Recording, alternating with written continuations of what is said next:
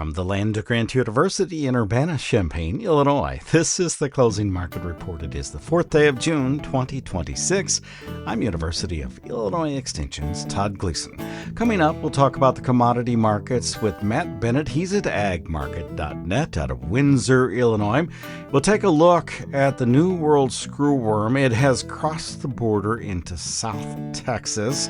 We'll hear from the Secretary of Agriculture, Brooke Rollins, and then discuss what issues that might cause for cattle producers in the state of Illinois and across the Midwest with Teresa Steckler. We'll also today, of course, take a look at the weather forecast. Mike Tenor will be here. He's with T-Storm Weather in Naperville, Illinois. And we'll do all of that on this Thursday edition of the Closing Market Report from Illinois Public Media. It is public radio for the farming world, online on demand at WILLAG.org. Matt Bennett from agmarket.net now joins us to talk about a really brutal day in Chicago. Now, brutal doesn't mean that we had losses that were, hitting the limits for the day, but down 30 cents at one point for soybeans during the day. Corn was off 7 to 8 at the end of the day. Blew through the 100-day moving averages, a lot of them in new crop soybeans down near the 200-day moving average. I'm wondering, because since I'm going to guess January reports, most of our analysts, when we have gotten to the top of the range, said you need to take advantage, and that happened two or three times again, actually in the month of May, and I'm wondering whether producers actually managed to do that enough that they feel protected going into the rest of this growing season, at least on a large portion of their crop, and what the reaction was from them today. Yeah, that's a wonderful question, Todd. Talking to the guys and gals that we talk to, certainly there was more corn sold, new crop, corn and soybeans, both, than what we saw, for instance, a year ago, and probably the last 3 years.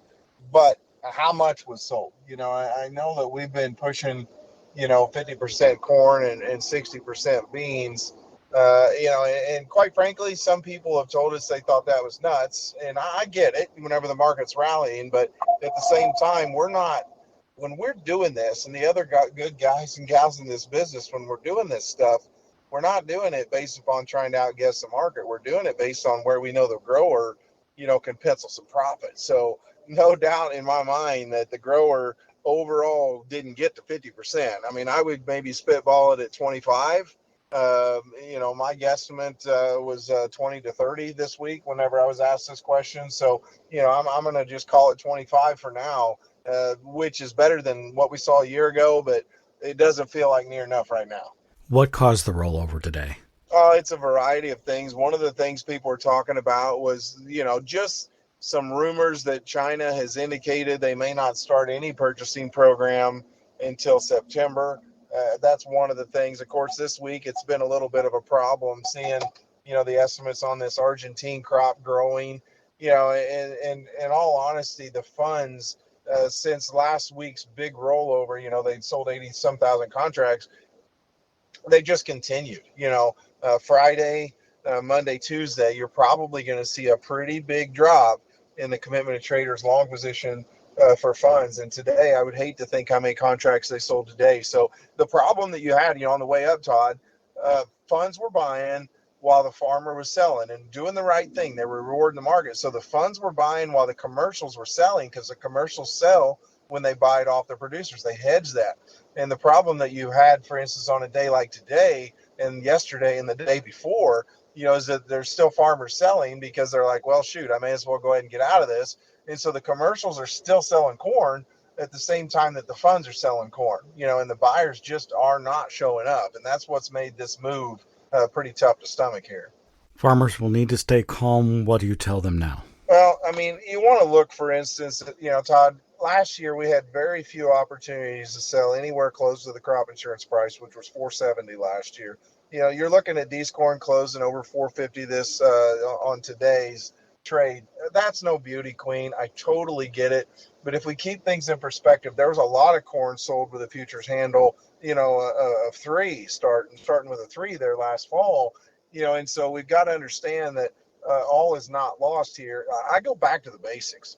And I'm talking to someone who's in kind of panic mode. I mean, this is no fun. You know it, Todd. You don't enjoy talking about it. I don't enjoy talking about it. But whenever a producer asks, what do we do now? Well, you just go back to the drawing board. Where can you make money? And there are a lot of growers in our part of the world that feel like they've got a better than average crop going right now. Not everyone, but there's a lot of growers that feel that way. And if you're in that camp, you've got to update. Hey, what's my production look like? Where can I make money? And what am I going to do to at least lock in a worst case scenario? So they'll be watching that. There's still always a chance for dry conditions and to take advantage of them during the summer months. Absolutely. I mean, northern Illinois is excessively dry. Rain looks like it's going to show up here in the next several days. I did a video with Eric Snodgrass here just a couple hours ago, and he said the models are diverging and what they're predicting. If they would miss that rain, though, Todd, there's no question that it's going to start raising some red flags, because the last thing you want to do is have a dry June. If you don't have a whole lot of moisture in the ground, typically that exacerbates any heat that you have in July. So they need to get that rain. If they do, you could expect that rallies can be really tough to come by. And on the flip side, you can see a lot of this that we've lost come right back into the market if that forecast we've got for the next 7 days doesn't verify. July corn, by the way, finished 7 lower. December down 8 cents. November beans 25 3/4 lower, and July wheat down 5.5 cents.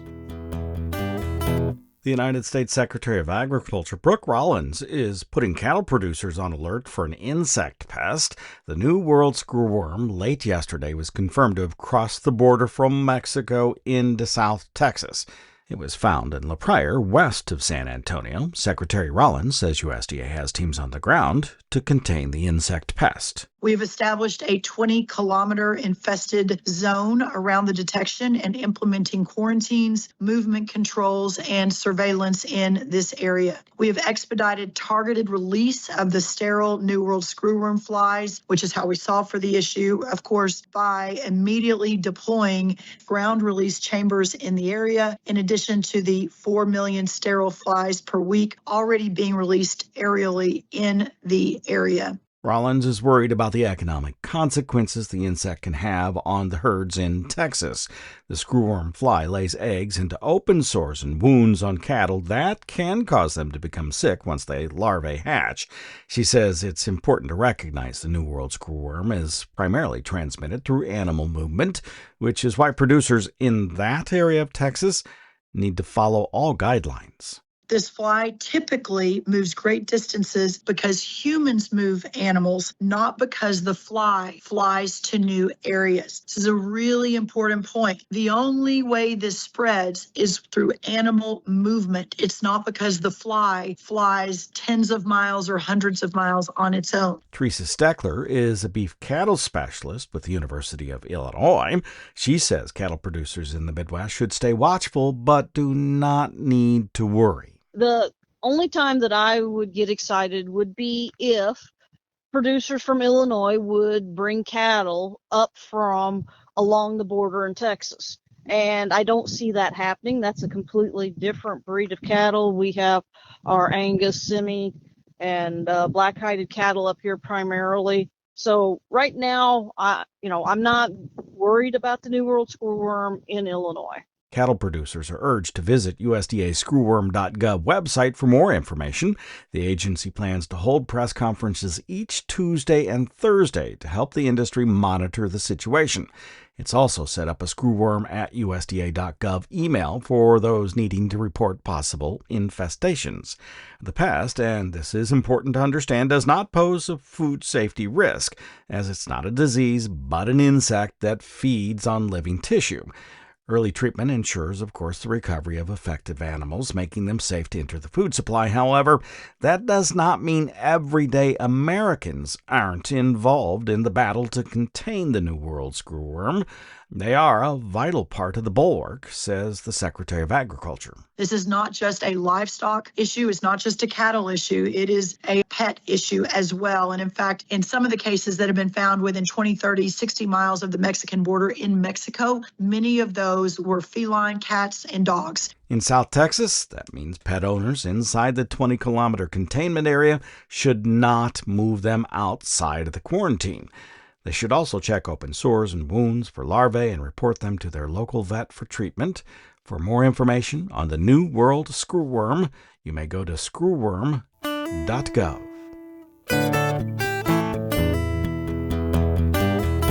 Earlier today, we hope that you managed to catch another of the farmdoc webinars, this one on premiums that you might garner from the system on crops you would grow that are premium crops. And Kelsey Graber is here. She's with Clarkson Grain, was on along with Nick Paulson and Gary Schnitke today to talk about how farmers can actually get into this marketplace. Let's first, Kelsey, begin with what is a premium crop? So a premium crop would be anything that is different than a conventional yellow corn, a conventional soybean. So think of white corn, non-GMO, identity preserved, hybrid specific, and into organics. Before we go further, because people are going to want to know, how do they find information on this related to Clarkson Grain? Is it clarksongrain.com? There's also, to be democratic and share more information about things that are available in the state of Illinois, there's a lot of places you can start. So I would recommend starting with your local elevators, seeing if they have any premium crop markets they can tap into, such as non-GMO soybeans. You can also reach out to your seed dealer, or there are a lot of other companies that are similar to Clarkson Grain in our area. So the Andersons, Rovey Grain. So there's a lot of places to start. Here in Champaign County, many producers, particularly in the region, will know that there is a Frito-Lay plant that they can grow for. It would be white corn. Is that considered one of the premium food grain corns that you might deal with?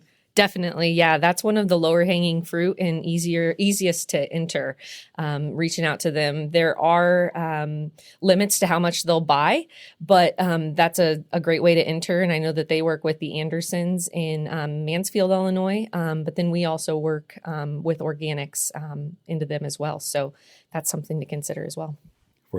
For those of you who are regular listeners, you will hear Brian Stark talk, not about this generally, but on the air, talking about the marketplace. And he is at the Andersons in Mansfield, Illinois, so you can get hold of him easily enough. Clarkson Grain, located outside of Cerro Gordo, Illinois, and has been there for a very long time now. They deal with a worldwide market. So tell me about this broad spectrum of the marketplace of the premium crops. So easy, low-hanging fruit is food-grade corn, white corn. What are harder things to get into? Yeah, so we handle straight non-GMO and organic. Everything comes into our corn plant in Cerro Gordo or our soybean plant in Mattoon. We have just basic non-GMO white corn, non-GMO yellow corn, but then we also get into hybrid-specific or variety-specific soybeans in Mattoon. So most of our soybeans are being cleaned and sent to Japan, Southeast Asia for tofu, soy sauce, soy milk. So protein levels are very specific. Hilum color is very specific. In our corn, it's a little less labor-intensive as far as segregation, but those are just some of the opportunities available. If I remember correctly, and those who have driven through Mattoon on the interstate will recognize, I believe you use the old popcorn plant there. Exactly. Yep. The old popcorn plant right off the interstate. I think we have something like 150 bins out there. So in a world where segregation is key, it's the perfect setup for us. It's identity preserved, and they're small. I mean, these aren't big lots. Nope. Most of them are 10 to 20,000 bushel bins. So now, on that point, producers will want to know, what kind of impact does this have on my gross income as it's related per acre, and how long does it take to get there? Start with the low-hanging fruit and kind of move your way up. Yeah, so non-GMOs are easily accessible. You can basically turn your operation over to that if you have the segregation for it. A lot of these are buyer's call opportunities, so they will have to be delivered in a 3-month to a 12-month period. So again, segregation is key, but entering those and starting to plant those is pretty simple. You can still use mostly the same agronomic practices you do with conventional grain. It just comes down to segregation in the end. So I suppose the first step is to decide I might want to try this. Second step, contact somebody. And then anything else that they need to know as they begin the process? I think just understanding the premiums, and also something is a lot of these are contracted grower programs. So make sure you're reaching out early and getting into these programs. So for instance, we're going to roll out our non-GMO buying program and premiums in September, and that will be for the 2027 crop. And then organics roll out in December. So these programs fill up fast. Also, seed availability can be limited as well. So if you're interested in it, I would really encourage you to start looking into those opportunities between now and in August. Thank you, Kelsey. Kelsey Graber is with Clarkson Grain Company. She joined Gary Schnitke and Nick Paulson on the FarmDoc webinar earlier today entitled Premium Crop Market Opportunities. You can find it this afternoon on the FarmDoc website. Well, actually, the FarmDoc YouTube website. That's at youtube.com/@FarmDoc.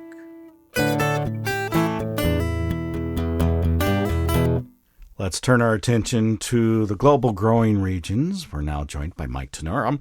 He's at T-Storm Weather, the CEO and president there, and joins us once a week. Hi, Mike. Thanks for being with us today. Hey, Todd. Always great being here, and thanks again for having me. Turn your attention directly to the Corn Belt. Things are green here in Champaign County, but there's a little dryness, and even in the air. I mean, it feels really nice. Sometimes it can start to get humid. I was in Kansas earlier in the week, sticky out there. Surprisingly enough, a lot of rain in that area. Clearly, what do you think about the Corn Belt and how it's progressing through the season? Well, so far everything looks okay. It's a little too early in the season to have a whole lot of thoughts either to how great everything is or to how poor everything is. In the particular case that we're in, it's a little bit unusual in that the northeast half of corn and soybeans are actually pretty dry. Our proprietary data shows that as of this point in June, this is one of the drier opens to a season for the U.S. corn crop as a whole, which might seem a little bit surprising because there's a very sharp delineation between that dry region and then the wetter regions off to the south and west. So the best case scenario we would have going forward would be if we could get a lot of rain in these drier areas. Now, the weather pattern that we're in is complex. We have a very large area of upper level high pressure that's centered on the central United States, and that's essentially going to linger for another 7 to 10 days. Small areas of energy will float underneath this high, but they won't have a real strong and clear direction. They'll just kind of float and wobble around between different areas of the plains and Corn Belt and the Mid-South, and basically produce pockets of showers and thunderstorms every day, but absent some real big and major rain events. In the end, though, Todd, by the time we get into late next week, we think that the western half of corn and soybeans will have received anywhere from 1/2 inch to 1.5 inches of rain, while the eastern half will probably have received a little bit less than that. And so this story where we have kind of some dry conditions in some areas and okay to good conditions in other areas is essentially going to persist despite a lot of rain chances here and there over the next week. We started here, me suggesting that the weather in our area was really nice. And because it's, well, warm, it's not been hot. What do the temperatures over the next couple of weeks look like? Well, the next 10 days are going to be pretty much a repeat of what we've been seeing lately. We'll see highs in the 80s to even the 90s in some northern areas over the next 7 to 10 days. And that's a result of, or due to that upper level high. And that pretty much encompasses all of the central U.S. So temperatures will be pretty nice during the day and in the 50s and 60s at night. So overall, warmer than normal, which is pretty good for growing corn and soybeans. There are some changes that appear to be on the horizon once we get into next weekend, so around 10 days from now. we can see that a large system is going to approach from the west.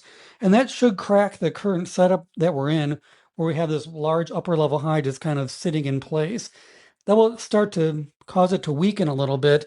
And as a result of that, we think temperatures are going to turn considerably cooler once we get into next weekend and then into the following week. Now, are we looking for a major cool spell? That doesn't appear real likely at this point in time, just because we don't have a whole lot of cool air anywhere across the northern hemisphere at the moment. But we think it will turn cooler, and we'll see highs maybe in the 70s and 80s as opposed to the 80s and 90s around 10 to 15 days from now. Can you take a look at the spring wheat growing regions for me in particular? The hard red mostly done at this point, and if you want to talk about that, that's cool. However, spring wheat is in the process still. Well, yeah, and spring wheat does have some problems. You might have seen earlier this week that 47% of that crop was rated good and excellent for the current week. That's the third lowest rating going back to 1986. So it just tells you that things don't look real good at the moment. And the reason for that is very obvious. April and May across the region was one of the drier on record going back to 1971, and the cumulative effects of all that dry weather is showing up in these low condition ratings. Now, it has rained quite a bit over the last week, so they are starting to receive some of the rains that they need to get out of this situation, and there are quite a few more rains ahead going forward, primarily due to the wobbly areas of energy we talked about earlier, and then also that big system that approaches the central U.S. 7 to 10 days from now. So between all that, we think that conditions for spring wheat will continue to improve. But even if they don't improve by a huge amount in the United States, they certainly will in Canada, because these systems are going to move right across the U.S.-Canada border, and that's a nice setup for good rains in the prairies. So some of the North American spring wheat crop is going to be looking pretty fantastic, we think, 10 to 15 days from now, and whether or not that includes a lot of the U.S. or a little bit of the U.S. is probably the biggest uncertainty. Check in on the crops in Europe. Well, they're on a pretty great pattern for rains, too. The jet stream is basically lined up from Europe right through Russia, and that's going to bring lots of decent rains to the wheat crop across the European Union, as well as Ukraine and across Russia. That will also include the rapeseed crop, which might benefit from a little bit more rain, and of course, there's a swath of corn grown there too. So all these North American regions, Todd, in that area and across North America are looking pretty good at the moment, with the forecast looking pretty nice and soil moisture generally okay, except for that northern half of U.S. corn. And before I let you go, congratulations, I'm told, are in order, because on Monday, June the 1st of this week, you celebrated 20 years of T-storm weather. Just fantastic. Thank you for being with us today. Oh, well, thank you so much, Todd. It's been a wild ride, and it started right there in Champaign and has moved from then to Chicago and now in Naperville. But I'm closely tied to Champaign and the university because of that. So thank you very much. That's Mike Tenuri. He is with T-Storm Weather at tstorm.net online. Joined us here on the Closing Market Report for Thursday afternoon. Don't forget, you can catch Commodity Week on the website at willag.org by about 6 o'clock this evening. Listen to it in its entirety on our home station tomorrow afternoon, and or on many of these radio stations over the weekend. You have a good day. I'm University of Illinois Extension's Todd Gleason.